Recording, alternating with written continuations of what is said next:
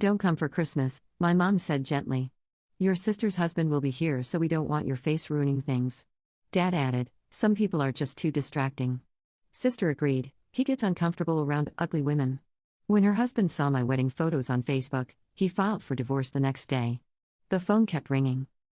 I'm 28F, and I've always been the ugly duckling of my family. My sister Macy, 32F, has always been the golden child, blonde, tall, conventionally beautiful, married to a successful lawyer named David. Meanwhile, I've struggled with severe acne scarring from my teens, am shorter and heavier, and have always felt like the family disappointment.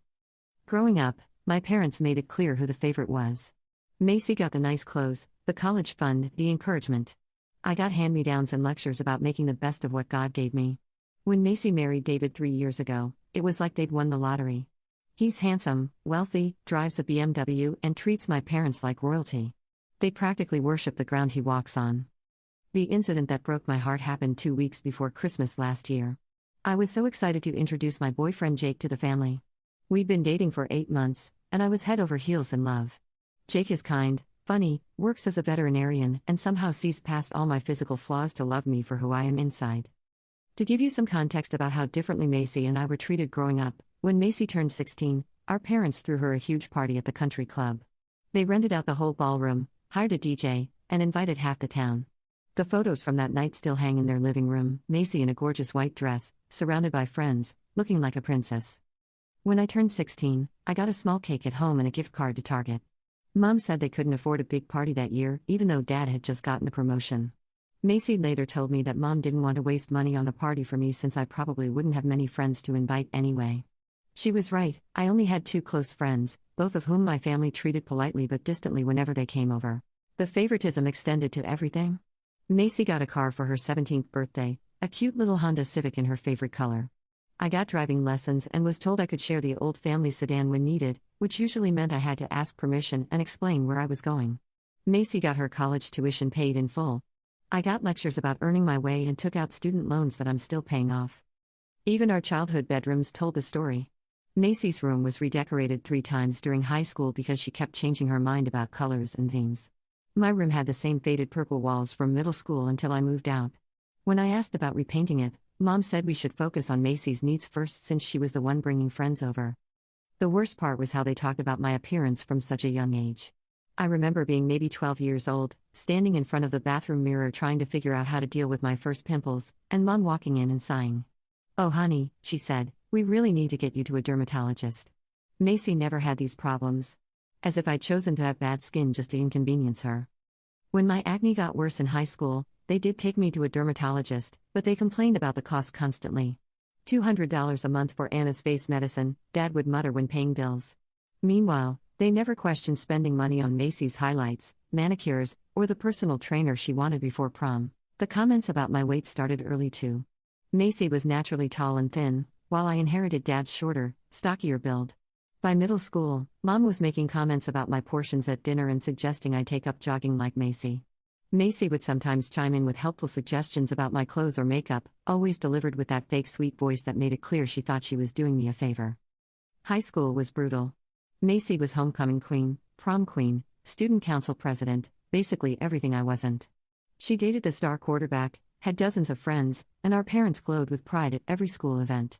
I was in the science club and the animal rescue volunteer group, but those achievements never seemed to matter. When I won a regional science fair, Dad's only comment was "That's nice, honey," before immediately asking Macy about her upcoming cheerleading competition. The day Macy announced her engagement to David, you would have thought she'd cured cancer. Mom cried happy tears, Dad opened champagne, and they immediately started planning this elaborate engagement party. They called relatives, booked the country club again, and spent weeks fussing over every detail. Macy's ring was gorgeous, a huge diamond that caught the light from across the room. When I started dating Jake, I was nervous about introducing him to my family, but I hoped things might be different now that I was an adult. I thought maybe they'd matured, maybe they'd see that I deserved happiness too. I spent weeks building up the courage to invite him to family dinner, practicing what I'd say about his job and his interests. I should have known better. I called Mom to confirm Christmas dinner plans, and that's when she dropped the bomb. "Honey," she said in that fake gentle voice she uses when she's about to hurt my feelings, "maybe you shouldn't come for Christmas this year." I was stunned. What? Why? Well, David will be here, and you know how he gets around. Certain people. We don't want your face ruining the family photos or making anyone uncomfortable. Before I could even process that gut punch, Dad got on the phone. Some people are just too distracting, sweetie. You understand? Then Macy chimed in from the background. He gets really uncomfortable around ugly women. It's not personal, Anna. It's just how he is. I hung up and cried for hours. Jake found me sobbing on the couch and held me while I told him what happened. He was furious, absolutely livid, but I begged him not to make a scene. I was used to this treatment, even if it still hurt. We spent Christmas alone together, and honestly, it was one of the best Christmases I'd ever had. Jake cooked dinner, we watched movies, and he proposed to me that night with his grandmother's ring. I said yes through happy tears, finally feeling like someone truly wanted me. That Christmas was a turning point for me in so many ways. Jake had suggested we create our own tradition since my family had essentially exiled me. He made this incredible dinner: prime rib, garlic mashed potatoes, green bean casserole from scratch, and homemade rolls that smelled like heaven. He clearly put thought and effort into making the day special for us. We exchanged simple gifts. I got him a vintage veterinary textbook I'd found at an antique shop, and he got me a beautiful necklace with a small sapphire pendant. It matches your eyes, he said, and I almost cried because no one had ever noticed the color of my eyes before, let alone complimented them. But the real gift came that evening when we were sitting by the fireplace in his apartment, surrounded by wrapping paper and full from dinner. Jake got quiet and took my hands in his. Anna, he said, I know this year has been hard for you with your family's situation. I know they've hurt you in ways that cut deep. But I need you to know something: you are the most incredible woman I've ever met. You're kind to every animal that comes into the clinic, even the ones that try to bite you. You remember the names of all the elderly clients and always ask about their grandchildren. You cry during sad movies and laugh at my terrible dad jokes. You're beautiful inside and out, and I can't imagine my life without you. Then he got down on one knee and pulled out this vintage ring, a simple but elegant setting with a diamond that had belonged to his grandmother. My grandmother would have loved you, he said. She always said I should marry someone who had a good heart above everything else. Will you marry me, Anna? I said yes through tears, and we spent the rest of the evening planning our future together. Jake told me more about his family that night, how his grandparents had started the veterinary business with nothing, how his parents had built it into something successful while always staying humble and grounded. He said his family valued character over everything else, and that they were going to love me. I couldn't help but compare this to how David had proposed to Macy. From what I'd heard, it was this elaborate production at an expensive restaurant, with photographers hiding in the bushes and a ring that cost more than most people's cars. It was all for show, all about appearances and impressing people. Jake's proposal was intimate and heartfelt, focused on our love for each other rather than making a spectacle. But here's where it gets interesting, Reddit. Jake isn't just any veterinarian. His family owns a chain of high-end veterinary clinics across 3 states. His father is a renowned veterinary surgeon, and his mother is a successful businesswoman. Jake himself is brilliant. He has a doctorate in veterinary medicine, speaks 3 languages, and volunteers at animal rescue organizations. He's also incredibly handsome in a quiet, understated way. Think less flashy lawyer, more ruggedly handsome country vet who saves puppies for a living. The thing is, Jake dresses simply. Jeans, flannel shirts, work boots. He drives a practical pickup truck because of his job. He's humble about his family's wealth and success. If you saw him on the street, you might think he was just a regular working guy, which is exactly how he likes it.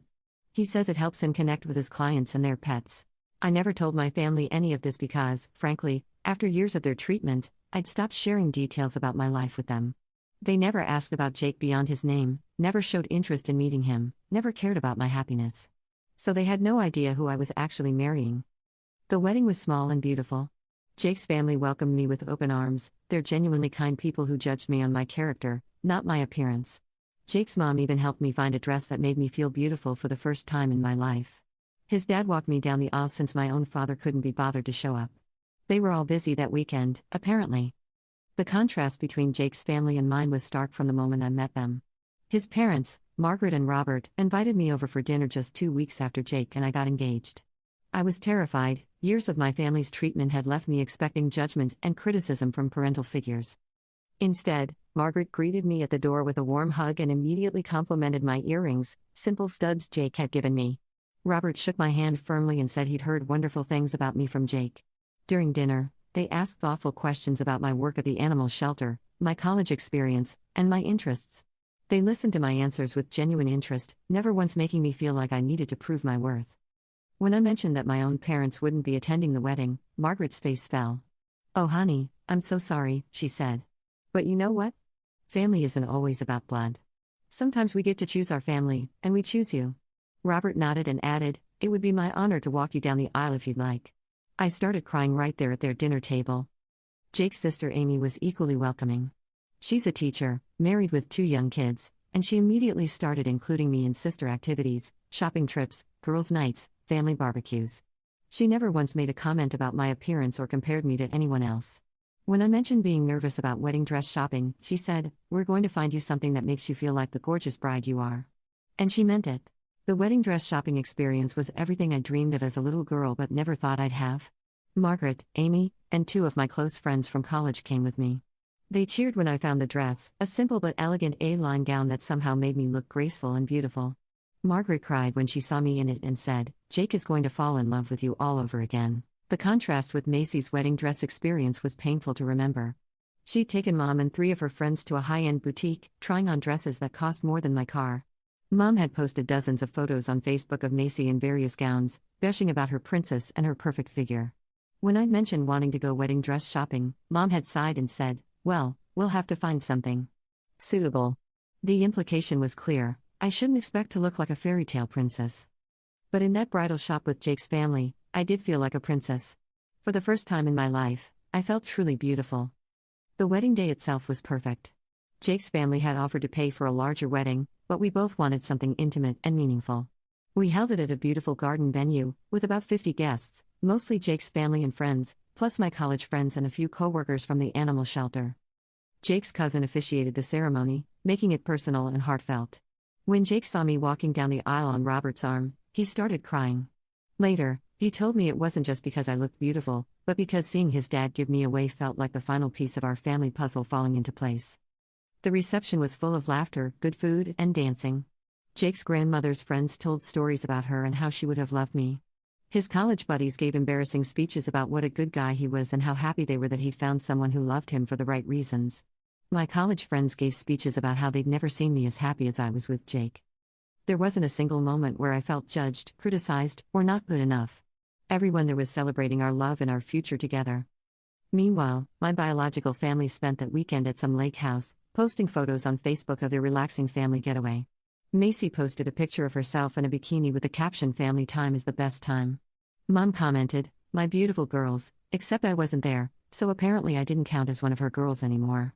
It stung, but Jake's family kept me so busy with love and celebration that I barely had time to dwell on it. We had a photographer friend take some gorgeous photos. Jake looked incredibly handsome in his suit, and somehow, I actually looked happy and radiant. The photos captured pure joy and love. I posted a few photos on Facebook, mostly for my college friends and coworkers to see. I'm not normally one to post much, but I was just so happy and wanted to share that happiness with people who actually cared about me. That was 6 months ago. Yesterday, my phone started ringing off the hook. It started with Macy, calling and screaming, "Why didn't you tell us your husband is rich?" Apparently, David had been scrolling through Facebook, probably looking at other women, knowing him, and came across my wedding photos. He saw Jake in his perfectly tailored suit, recognized the expensive watch Jake wears that belonged to his grandfather, and somehow put together that this wasn't just some country vet. David did some digging. Found Jake's LinkedIn. Found articles about the family business. Found out that Jake is not only successful in his own right but comes from serious money. The kind of money that makes David's lawyer's salary look like pocket change. But here's the kicker, and this is where I almost feel bad for Macy. Almost.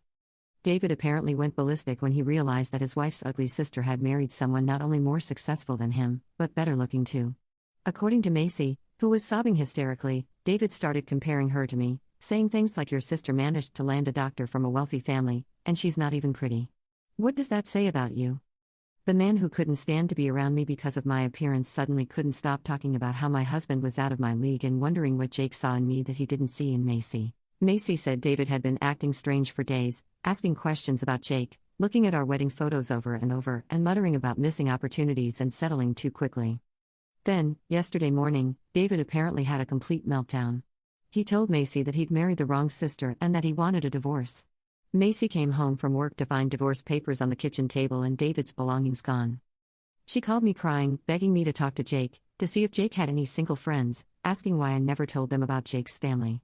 The same sister who said I was too ugly to come to Christmas was now desperate for my help. But wait, there's more. Mom called next, suddenly very interested in meeting Jake and welcoming him to the family properly. She kept asking when we were going to visit, saying how sorry she was that they missed the wedding, and how they'd love to host us for dinner. Dad called after that, talking about how family is everything and how they'd always supported my choices. He actually had the audacity to say he'd always known I'd find someone special and that he was proud of me for landing such a catch. The phone calls kept coming. Aunts and uncles I hadn't heard from in years, suddenly wanting to reconnect. Cousins asking for Jake's business card for their pets. Family friends wanting to be Facebook friends again after years of ignoring me. But the most pathetic call came from Macy again, this time asking if Jake was hiring at his clinics, and whether he might be interested in dating a recently single woman who's always loved animals. Yes, read it. My sister, who called me too ugly for Christmas dinner, actually asked if my husband might want to date her after her divorce. I told her Jake was happily married and hung up. Jake thinks this whole situation is hilarious, by the way. He's been watching me field these calls with amusement, occasionally making comments like, weren't these the people who were too busy to come to our wedding? His family thinks it's ridiculous too. His mom said people like my family are exactly why Jake keeps his background quiet. But here's what really gets me, they're not sorry for how they treated me. They're not apologizing for excluding me from Christmas or calling me ugly or making me feel worthless for years. They're just sorry they missed out on connecting with Jake's money and status. The phone calls that followed were absolutely surreal. Each conversation revealed just how shallow and calculating my family really was. Macy's second call was the worst. She was alternating between rage and desperation, demanding to know why I'd hidden Jake's background from them. "We're your family," she screamed. "You should have told us he was rich. We could have been networking with his family this whole time." I pointed out that they'd never shown any interest in Jake as a person, never asked about his work beyond his job title, never wanted to meet him. "Why would I share details about someone you clearly didn't care about?" I asked. "That's not the point," Macy shot back. "You knew we could have benefited from knowing his family. Dad could have referred clients to his father's clinics. I could have made connections for David's firm. You're so selfish, Anna." The irony was incredible. I was selfish for not leveraging my relationship for their benefit, but they weren't selfish for excluding me from family events because of my appearance. Mom's calls were somehow even worse because of how fake they sounded. She kept using this syrupy sweet voice, like she was talking to a child. "Sweetie, we just want to be part of your happiness. We're so proud of you for finding such a wonderful man. When can we meet him properly? I want to cook his favorite meal." When I reminded her that she'd told me not to come to Christmas because my face would ruin things, she had the audacity to say, "Oh honey, you know I didn't mean that the way it sounded. I was just trying to protect you from David's rudeness. You know how some men can be uncomfortable around." "Well, different types of people, different types of people?" I repeated. "You mean ugly people, Mom? That's what you said." "Don't put words in my mouth, Anna. I never said that." But I had witnesses. Jake had heard the entire phone call that day. So had Macy, who had literally agreed that David got uncomfortable around ugly women. Dad's approach was different but equally transparent. He tried to bond with me over Jake's success, talking about how he'd always known I was smart enough to recognize a good man and how successful people tend to find each other. He kept steering the conversation toward Jake's business, asking about expansion plans and whether they needed legal counsel. When I pointed out that he'd never shown interest in my judgment before, he got defensive. "That's not fair, Anna. I've always supported your decisions. Maybe I haven't always expressed it the way you wanted, but I've always wanted the best for you." "The best for me was being excluded from Christmas?" I asked. "That was a complicated situation," he said. "David was going through some personal issues, and we thought it would be better for everyone if we kept things simple that year." The rewriting of history was incredible. Suddenly, my exclusion from Christmas wasn't about my appearance, it was about David's personal issues and keeping things simple. Macy kept texting me, alternating between blaming me for keeping secrets and begging me to help her get back at David somehow. She actually said, "We're sisters, we should stick together," the same sister who agreed I was too ugly to be around her husband. In one particularly unhinged text conversation, Macy wrote, "You don't understand what it's like to have your whole life fall apart. David was my security, my future, my status in this town. Now everyone's talking about how he left me for some paralegal. I need Jake's help to get back at him. His family has connections. They could ruin David's reputation completely." When I didn't respond, she followed up with, "Fine, be selfish. But remember, when Jake gets tired of playing house with you and realizes he could do better, don't come crying to me. Rich men don't stay with ugly women forever, Anna. He'll figure that out eventually." That text actually made me laugh. Even in her desperation, Macy couldn't help but try to tear me down. It was like she was incapable of seeing me as anything other than the inferior sister. The extended family calls were equally revealing. Aunts and uncles who hadn't spoken to me in years suddenly wanted to catch up. They asked probing questions about Jake's family business, whether we were planning to expand into their areas, whether Jake needed local connections for anything. My cousin Lisa, who had literally unfriended me on Facebook after my high school graduation because she thought I was bringing down the family's image in photos, called to ask if Jake was hiring. She'd apparently just graduated from veterinary technician school and thought it would be perfect if we could work together. The most pathetic call came from Macy again, this time asking if Jake was hiring at his clinics, and whether he might be interested in dating a recently single woman who's always loved animals. Edit. Thank you for all the support, everyone. Reading your comments has really helped me process this situation. A few people asked for more details about Jake's reaction, and honestly, seeing how he's handled this whole thing has made me love him even more. When Macy called asking if he'd be interested in dating her, he was in the room and heard me tell her no. His response was to kiss my forehead and say, "Good, because I'm taken by the most amazing woman in the world." Then he suggested we plan a trip to Europe for Christmas instead of dealing with family drama. This man really is too good for me. Edit 2. Some people are asking how David figured out Jake's background from photos. Jake was wearing his late grandfather's Patek Philippe watch in some photos. It's worth more than most people's cars. David apparently recognized it and started investigating from there. Jake doesn't usually wear it, but his mom asked him to for the wedding photos since it was his grandfather's. Ironic that trying to honor a family heirloom led to all this drama. Update, 3 weeks later. Holy crap, Reddit. I cannot believe what's happened since my original post. You guys told me to cut contact and focus on my new life with Jake, and I was planning to do exactly that. But then the universe decided to serve up some extra karma that I never could have predicted. First, let me address the elephant in the room. Yes, Jake and I decided to go no contact with my family. After reading all your comments and talking it through, we both agreed that people who only want you when you're useful aren't family worth having. Jake's family has basically adopted me anyway, and his parents have been more loving and supportive in the past year than my own parents ever were. We blocked everyone's numbers, unfriended them on social media, and decided to spend Christmas in Aspen with Jake's family. His parents have a cabin there, and honestly, it sounds like paradise compared to the dysfunction I grew up with. But then things got weird. About a week after I posted originally, Jake came home from work with a strange look on his face. He said a woman had come into his clinic asking about me, specifically asking if he was married to Anna Mitchell from the Mitchell family. It was Macy. Apparently, she'd driven 2 hours to Jake's clinic to accidentally run into him. She brought her dog, who wasn't sick, and spent the entire appointment trying to flirt with my husband. She told him that she'd always been interested in veterinary medicine and asked if he gave private tours of the facility. Jake, being the professional he is, treated her dog and politely declined her advances. But Macy wasn't done. She asked if he was happy in his marriage and suggested that sometimes people settle too quickly and don't realize what they're missing. Then, and this is where I almost lost it, she told Jake that she'd always thought he was too good for me and that if he ever wanted to see what a real woman looked like, she'd be available.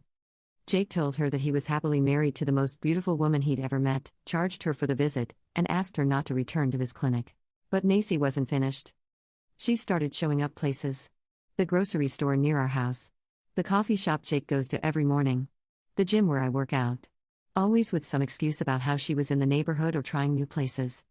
It was getting creepy, so Jake suggested we get security cameras for the house. Good thing we did. 2 weeks ago, we caught Macy on camera trying to look through our windows at 11 p.m. She was taking pictures of our house, our cars, and trying to peer into our living room. Jake called the police, and they gave Macy a formal warning about trespassing and stalking. She cried and said she just wanted to understand what made me so special and that she was going through a hard time with the divorce. The police officer told her that her hard time didn't give her the right to stalk people, and that if she came back, she'd be arrested. But here's where karma really kicked in. Remember how I mentioned that Jake's mom is a successful businesswoman? Well, it turns out she sits on the board of several companies in our area, including the law firm where David works.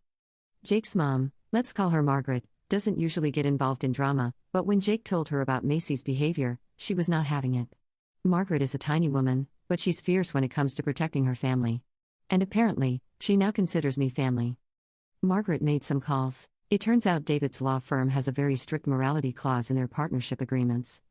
Partners are expected to maintain a certain standard of behavior both professionally and personally.